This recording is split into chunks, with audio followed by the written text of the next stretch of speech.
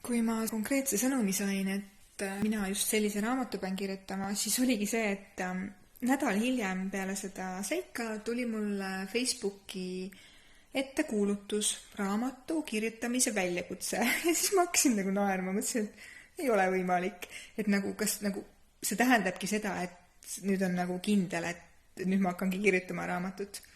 Ja oligi, ma võtsin sellest kursusest osa ja juba kursuse käigus ma hakkasin kirjutama. Ja ma ei ole mitte kunagi mõelnud, et mina hakkan kunagi raamatut kirjutama. See ongi nii huvitav, kuidas me arvame justkui, et me ei hakka mitte kunagi mitte midagi tegema. Aga elul on enda nägemus, keerdkäigud ja üllatused plaaniks. Ja siis ma veel mõtlesin seda, et ma ei ole ju mingi kirjanik ja mis ma ikka nagu kirjutan ja enda lugu jagan, et mida see nagu annab ja mida see muudab ja mis sellel enam vahet on, kui ma selle olen läbi elanud. Ja veel lisaks lugusid, et kes olen mina, et raamatut kirjutada. Ja sellised lood olid mul peas, aga ma sain aru, et mul ei lasta ignoreerida. Ja ma pean kirjutama, et see ei olegi enam justkui nii väga minu enda jaoks,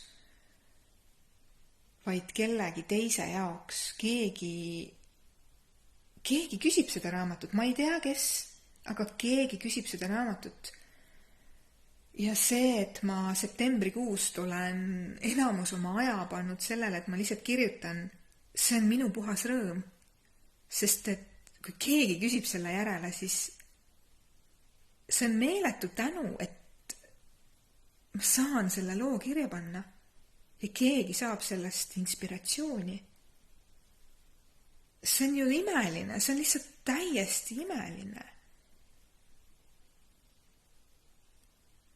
Ja ma lihtsalt nii väga ise ootan seda, kuna see valmis saab ja kes seda küsinud on. See on nii põnev.